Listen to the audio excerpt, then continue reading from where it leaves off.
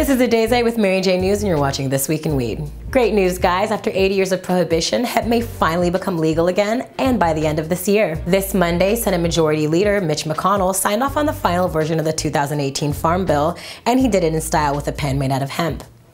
This bill contains a provision that will legalize industrial hemp and all hemp-derived products, including CBD. Now, it may seem strange that America's top Republican leader is fighting to legalize cannabis, but McConnell has actually been advocating for legal hemp for years now, as it'll bring many new jobs to his home state of Kentucky. Now, American farmers have been growing hemp since the dawn of the nation, but U.S. hemp cultivation was put to a stop in 1937 when the government banned all forms of cannabis. Today, hemp is still considered a dangerous drug, even though everybody knows that smoking it won't get you high. The Farm Bill will change that, making it legal for any farmer in the country to grow this form of cannabis wherever and whenever they choose. This bill still requires approval from Congress and the President, but advocates are optimistic that this will happen before the end of the year.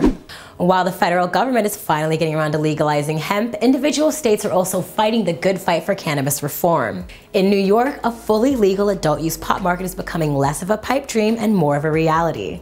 After years of calling pot a gateway drug, Governor Andrew Cuomo is finally seeing green, and Empire State lawmakers are currently hard at work drafting a new legalization bill. A recent report has estimated that legal pot could bring New York as much as $750 million in tax revenue every year, which raises an important question: what to do with all this money? A new report out of NYU says that the best solution would be to use this cash to shore up New York City's antiquated subway system.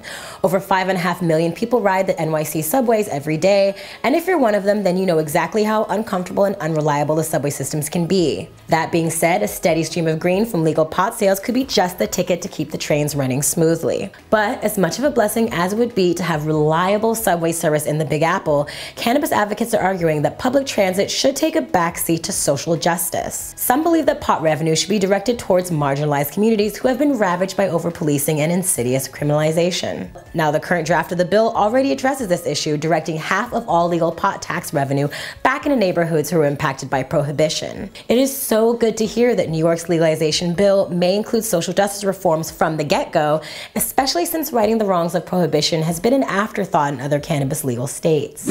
But reform is catching on. San Francisco, San Diego, and Seattle announced their efforts towards justice reform in an attempt to repair the damage that a misdemeanor conviction can do on a person's life, like potentially barring them from jobs, housing, and other financial resources.